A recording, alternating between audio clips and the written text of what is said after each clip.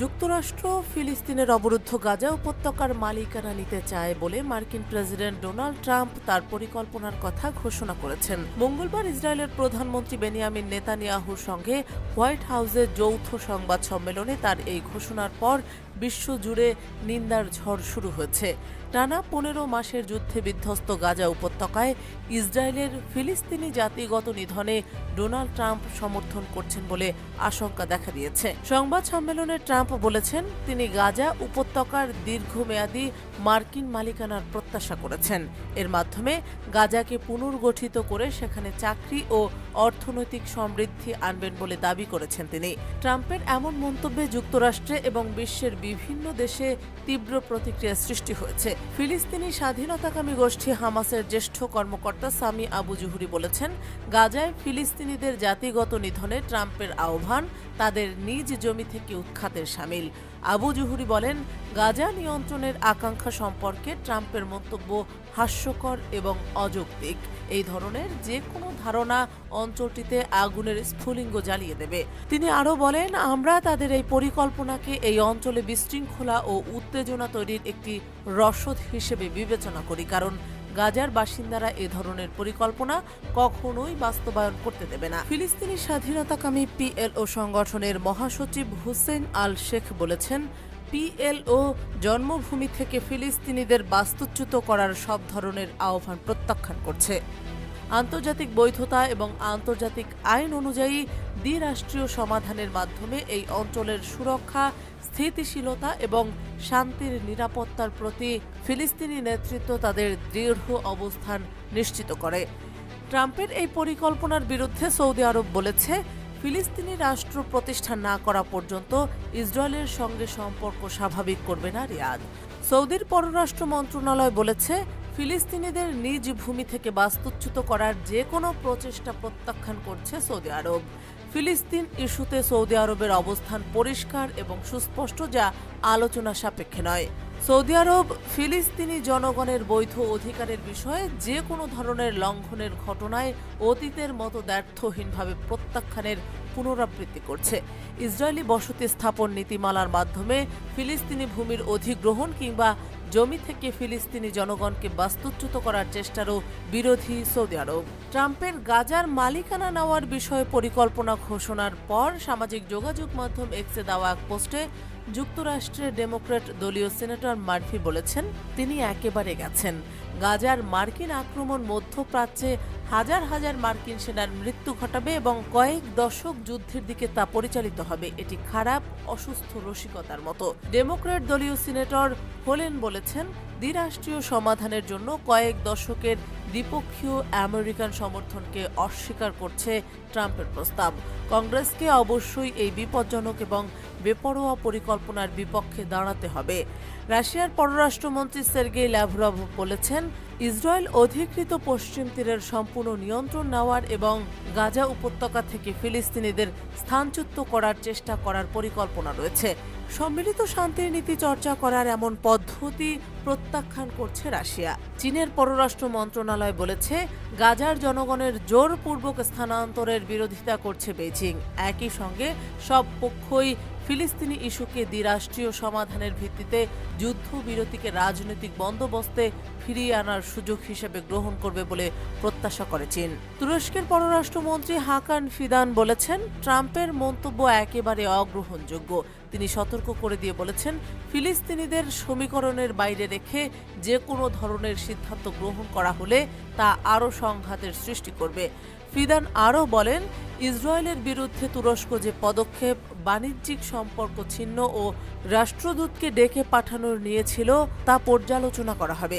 এদিকে আন্তর্জাতিক মানবাধিকার সংস্থা অ্যামনেস্টি ইন্টারন্যাশনালের যুক্তরাষ্ট্রের নির্বাহী পরিচালক পল ও ব্রায়েন বলেছেন, গাজা থেকে সকল ফিলিস্তিনিকে অপসারণ করা হলে তা মানুষ হিসাবে তাদের ধ্বংস করার সমতুল্য হবে। গাজা তাদের বাড়ি। গাজার মৃত্যু ও ধ্বংস ইসরায়েলি সরকারের হাজার হাজার ফিলিস্তিনি বেসামরিক নাগরিককে হত্যা করার চূড়ান্ত ফল, আর এই হত্যাযজ্ঞে প্রায়ই মার্কিন বোমার ব্যবহার হয়েছে। যুক্তরাষ্ট্রের সর্বোচ্চ ক্ষমতার আসনে ট্রাম্পের অধিগ্রহণের পর দেশটিতে বেশ কিছু আমূল পরিবর্তন পরিলক্ষিত হবে তা আগেই অনুমান করা যাচ্ছিল। ট্রাম্পের শপথ গ্রহণের পরপরই তার দেওয়া উল্লেখযোগ্য প্রতিশ্রুতিগুলোর মধ্যে তিনি বেশ কয়েকটির উপর ইতোমধ্যে কাজ করা শুরু করে দিয়েছেন। তার কাজের এমন অগ্রগতিকে বিবেচনা করে রুশ দার্শনিক ও চিন্তাবিদ আলেকজান্ডার ডুগিন মন্তব্য করেছেন যে সামনে ওয়াশিংটন বিশ্বের নেতা সেজে নয়, বরং এক স্বতন্ত্র সাম্রাজ্য হিসেবে নিজ স্বার্থ হাসিলের চেষ্টা চালিয়ে যাবে। তিনি মনে করেন বিশ্ব এক মেরুকেন্দ্রিক ব্যবস্থা থেকে বহু মেরুকেন্দ্রিক ব্যবস্থার দিকে এগিয়ে যাচ্ছে। সেই সঙ্গে ইরান ও রাশিয়ার মতো দেশগুলোকেই এই ঐতিহাসিক ক্রান্তি লগ্নের জন্য প্রস্তুত হতে হবে। সম্প্রতি ইরানের রাষ্ট্রীয় সম্প্রচার সংস্থা সাহাব নেটওয়ার্কের রুশ চ্যানেলকে দেওয়া এক সাক্ষাৎকারে তিনি বিশ্বের ভূ রাজনৈতিক পরিস্থিতি, ট্রাম্পের ক্ষমতা ফিরে পাওয়া, নতুন বহুজাতিক ব্যবস্থায় ইরান ও রাশিয়ার অবস্থান এবং মার্কিন পররাষ্ট্র নীতিতে ব্যাপক পরিবর্তন নিয়ে এসব কথা বলেন। মার্কিন কৌশলগত নীতিতে ব্যাপক পরিবর্তন আসার কথা তুলে ধরে ডুগিন মত প্রকাশ করেন, লিবারেলিজম বা কথিত উদারনৈতিকতাবাদ ও বিশ্বায়ন ভিত্তিক মার্কিন একাধিপত্য বা কর্তৃত্বকামিতার অবসান ঘটেছে। সাংস্কৃতিক প্রভাব খাটানো, স্বাধীন দেশগুলোর সার্বভৌমত্বকে দুর্বল করা ও প্রচারণা ভিত্তিক কৃত্রিম বিপ্লব বা রঙিন বিপ্লবগুলোকে নেপথ্য থেকে পরিচালনা করা, এসবের পরিবর্তে এখন যে নতুন কৌশল মার্কিন সাম্রাজ্যবাদ বেছে নিয়েছে তা হলো এক ধরনের সাম্রাজ্যবাদী জাতীয়তাবাদ। ভবিষ্যতে ওয়াশিংটন বিশ্বের নেতা সেজে নয়, বরং এক স্বতন্ত্র সাম্রাজ্য হিসেবে নিজ স্বার্থ হাসিলের চেষ্টা চালিয়ে যাবে। ডুগিন মনে করেন ট্রাম্প এখন বিশ্ব ব্যবস্থার নতুন সংজ্ঞা দেওয়ার চেষ্টা করছেন যুক্তরাষ্ট্রের স্বার্থকে প্রাধান্য দেওয়ার নামে এবং বিশ্বায়নকামী নীতিগুলো পরিত্যাগের মাধ্যমে। এর অর্থ প্রথাগত জোটবদ্ধতার উপর নির্ভরতা কমিয়ে ও বিভিন্ন অঞ্চলে সরাসরি মার্কিন পেশি শক্তি প্রদর্শন করার নতুন কৌশল প্রয়োগ করছে ওয়াশিংটন। এ অবস্থায় রাশিয়া ও ইরান দুই স্বাধীন শক্তি হিসেবে পশ্চিমা আধিপত্যবাদের কারণে অতীতে ক্ষতিগ্রস্ত হওয়ার প্রেক্ষাপটে মার্কিন কৌশল পরিবর্তনের ফলে সৃষ্ট নানা সুযোগগুলোকে কাজে লাগাতে পারে বলে মনে করেন ডুগিন। তার মতে ট্রাম্প অতীতের মতোই ইরান বিরোধী নীতি অব্যাহত রাখলেও তেহরানকে মোকাবিলার ক্ষেত্রে তার কৌশল হবে বাইডেনের কৌশলের চেয়ে ভিন্ন। ডেমোক্র্যাট দলীয় প্রশাসনের পর্যায়ক্রমিক ক্ষয় সাধন কৌশলের বিপরীতে ট্রাম্প সরাসরি ও দ্রুত চাপ দেওয়ার নীতি ব্যবহার করতে চাইবেন। ডুগিন বলেন ট্রাম্পের পররাষ্ট্র নীতিতে ইসরায়েল আগের মতোই প্রাধান্য পাবে, ফলে ইরান ও প্রতিরোধ অক্ষের ওপর মার্কিন চাপ বাড়তেই থাকবে। তবে ট্রাম্পের ডানপন্থী সহযোগী গ্রুপগুলোর ভেতরে ইসরায়েলকে লাগামহীন ও নিঃশর্ত সাহায্য দেওয়ার বিরোধী প্রতিবাদী কণ্ঠ শোনা যাচ্ছে। ডুগিন তার বক্তব্যে ইরান ও রাশিয়ার মধ্যে কৌশলগত ঐক্যকে সাম্প্রতিক সময়ের অন্যতম প্রধান ভূ রাজনৈতিক ঘটনা হিসেবে উল্লেখ করেছেন।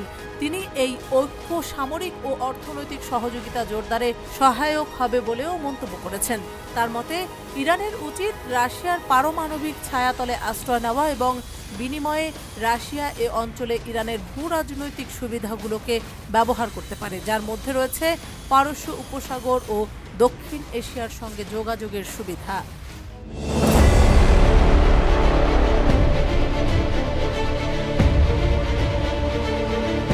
2024 সালের একটি পরিসংখ্যানে দেখা গেছে জনশক্তি রপ্তানির দিক থেকে দেশের চতুর্থ বৃহৎ শ্রমবাজার মালয়েশিয়া। মাঝে প্রায় 4 বছর বন্ধ থাকার পর দেশটিতে আবারও জনশক্তি কার্যক্রম বেড়ে জোরে সোরে শুরু হয়েছে। কর্মসংস্থানের পাশাপাশি কোভিড-19 সংক্রান্ত বিধিনিষেধ উঠে যাওয়ায় মালয়েশিয়ায় ভ্রমণে ইচ্ছুক বাংলাদেশিদের সংখ্যাও বেড়েছে। যাত্রীর চাপ বেড়ে যাওয়ার সঙ্গে পাল্লা দিয়ে তড়িৎ গতিতে বাড়ছে বাংলাদেশ মালয়েশিয়া রুটের বিমান ভাড়াও। টিকিট প্রতি 2000 থেকে 3000 রিঙ্গিত বৃদ্ধি পাওয়ায় ব্যাপক ক্ষুব্ধ হয়ে উঠেছে মালয়েশিয়ার প্রবাসীরা। মালয়েশিয়ায় প্রায় 15 লাখ প্রবাসী বসবাস করেন। অনেক প্রবাসী দেশে ফিরতে চাইলেও টিকিটের চড়া মূল্যের কারণে তা সম্ভব হয়ে উঠছে না। বর্তমানে ঢাকা কুয়ালালামপুর রুটে 5টি এয়ারলাইন্স সরাসরি ফ্লাইট পরিচালনা করছে। Biman Bangladesh Airlines, US Bangla, Malaysia Airlines, Air Asia ও বাতিক মালিন্দো এয়ার। এরা সপ্তাহে অর্ধশতাধিক ফ্লাইট পরিচালনা করে। এছাড়া Thai Airways, Sri Lankan Airlines, Singapore Airlines, Himalaya Airlines, IndiGo Airlines ও ক্যাথে প্যাসিফিক বিভিন্ন জায়গায় বিরতি দিয়ে এই রুটে যাত্রী পরিবহন করে। সম্প্রতি এই রুটে টিকিটের চাহিদা ব্যাপকভাবে বেড়েছে, যার ফলে দামও হয়েছে আকাশচুম্বী। তবে অভিযোগ রয়েছে এ সুযোগে টিকিটিং কোম্পানিগুলোর সিন্ডিকেট ভিত্তিক গ্রুপ, টিকিট ব্যবসা ও এয়ারলাইন্সগুলোর নানা অজুহাতে টিকিটের দাম বাড়ানো হয়েছে। মাত্র ৩ মাস আগেও এই রুটে বিমান ভাড়া সবার নাগালের মধ্যেই ছিল। গত বছরের জুন জুলাইয়ে ট্রাভেল এজেন্সিগুলো ২০ থেকে ২৫ হাজার টাকায় টিকিট বিক্রি করেছে। বর্তমানে রিটার্ন তথা আসা যাওয়া টিকিট ২,০০০ থেকে ৩,০০০ রিঙ্গিত ও ওয়ান ওয়ে টিকিট ১৫০০ থেকে ১৮০০ রিঙ্গিতে কিনতে হচ্ছে। দাম বৃদ্ধির কারণ জানতে চাইলে এয়ারলাইন্স কর্তৃপক্ষ জানায়, টিকিটের দাম বাড়লে তাদের কিছু করার থাকে না। কয়েকটি ট্রাভেল এজেন্সি জানিয়েছে তাদের ব্যবসায়িক স্বার্থ এয়ারলাইন্সের সঙ্গে জড়িত। তারা নির্দিষ্ট টার্গেট নিয়ে কাজ করে। সাধারণ গ্রাহকরা অনলাইনের চেয়ে এজেন্সির মাধ্যমেই টিকিট কেনেন। ফলে এয়ারলাইন্সগুলো B2B এজেন্সিগুলোকে বিশেষ সুবিধা দিয়ে থাকে। এই বিষয়টি একটি এয়ারলাইন্স কর্তৃপক্ষ জানিয়েছে, বিমান ভাড়া বৃদ্ধির মূল কারণ হল চাহিদা ও সরবরাহের ভারসাম্যহীনতা। চাহিদা বেশি থাকলে ও সরবরাহ কম থাকলে টিকিটের দাম বাড়ে। অন্যদিকে যাত্রীদের চাপ বাড়ায় ভাড়াও বেড়েছে বলে স্বীকার করেছেন এয়ারলাইন্স কর্মকর্তারা। সেই সঙ্গে তারা ডলার ও জেট ফুয়েলের মূল্যবৃদ্ধিকেও দায়ী করেছেন। আবার অন্যদিকে এয়ারলাইন্স কর্তৃক টিকিট সিন্ডিকেট নিয়ে ক্ষুব্ধ প্রবাসীরা বলেছেন, ছাত্র জনতার জুলাই বিপ্লবের সময় সরকার পতনের আন্দোলনে তারা দেশে রেমিট্যান্স পাঠানো বন্ধ করেছিলেন। প্রয়োজনে টিকিট সিন্ডিকেট বন্ধ না হলে আবারও রেমিট্যান্স শাটডাউনের আন্দোলনে যাবেন তারা।